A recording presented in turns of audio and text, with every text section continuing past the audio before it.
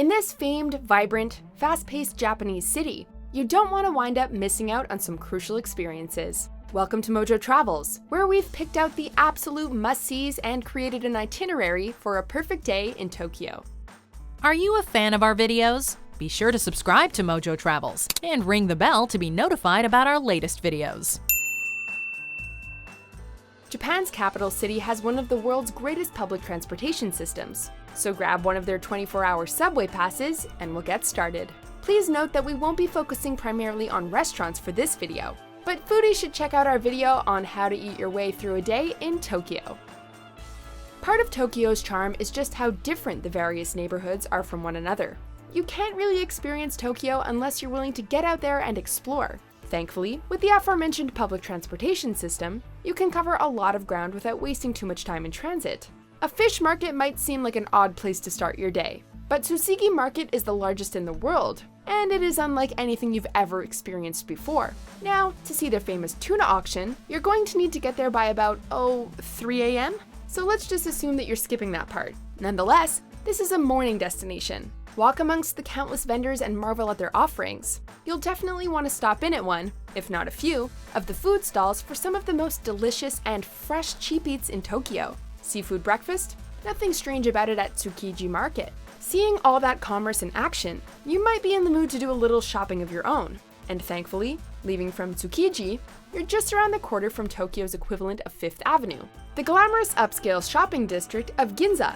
Even if you haven't budgeted for a shopping spree, this is a window shopper's heaven, and a fascinating look into Tokyo fashion and craftwork.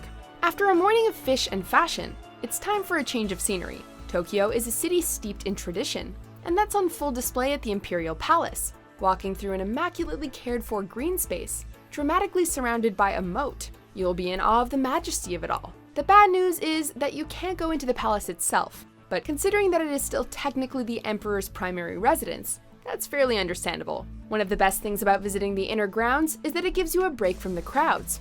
The tours are by reservation only, so be sure to book ahead of time. Having spent the morning outdoors, and now that you've gotten a little taste of Japanese history at the Imperial Palace, it's time to kick off the afternoon with a ride on the Chiyoda Metro line up to the Tokyo National Museum, the country's oldest national museum and one of the world's largest art museums. It boasts over 11,000 unique artifacts and works of art.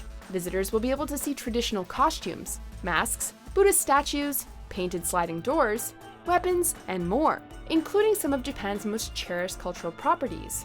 You haven't immersed yourself in an essential part of Tokyo's history and culture until you've visited a Buddhist temple, and Sensoji, located in the Asakusa district, is the logical choice, given that it's the oldest and most culturally significant in the entire city. Completed close to 1,500 years ago, it attracts more visitors each year than any other sacred site in the world. The walk to the temple, Nakamisedori, is lined with shops where you can pick up any number of souvenirs or grab a snack. Simply walking around the gorgeous temple and its grounds is activity enough, but we highly recommend getting an omikuji paper fortune while you're there to get the full experience. We've already covered a decent amount of ground today, so this just might be the perfect time to get your bearings. And where better to do that than from Tokyo's tallest building, the aptly named Tokyo Skytree.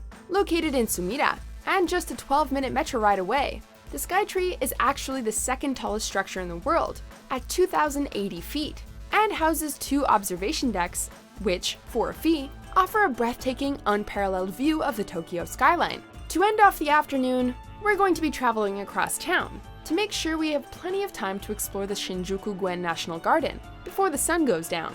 It's about a 45-minute trip by public transit from the Skytree, but then you'll be nicely set up for an evening in Tokyo's most popular area for nightlife. Just a short walk from Shinjuku Station, this sprawling, beautiful green space features different gardens taking inspiration from around the world. So be sure to get a map at the entrance. Then, just walk around and soak it all in. You're particularly lucky if you're visiting in late March or early April, when the cherry trees are blossoming.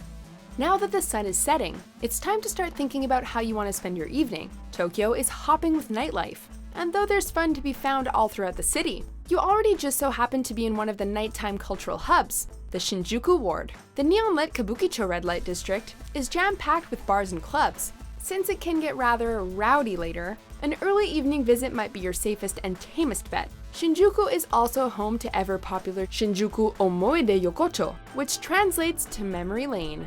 an alley full of small bars, perfect for an izakaya crawl and evening snacks. Of course, you won't want to party too hard, because the night's not over. We've already seen Tokyo by day at the Skytree, but the skyline at night is an entirely different experience. So before it closes at 11 p.m., you're going to want to head over to the Tokyo Tower, one of the city's most iconic lookout points. After a little breather to gaze out over the city, it's back to the party, this time in Shibuya Ward, an area which seemingly never sleeps. You'll want to be sure to walk Shibuya Crossing, the famous intersection known for its intense foot traffic and scramble crossings. This youth-oriented neighborhood offers anything and everything you could ask for in terms of late-night entertainment. From trendy bars and clubs to arcades, karaoke joints, and late-night eats, there's really something for everyone. If you're looking to dance along with some of the hottest up-and-coming DJs, it doesn't get any better than this area of Tokyo. In Shibuya, your incredible day in Tokyo is guaranteed to end on an appropriately memorable note. Of course, 24 hours is only enough to scratch the surface of what Tokyo has to offer. We'll just have to go back.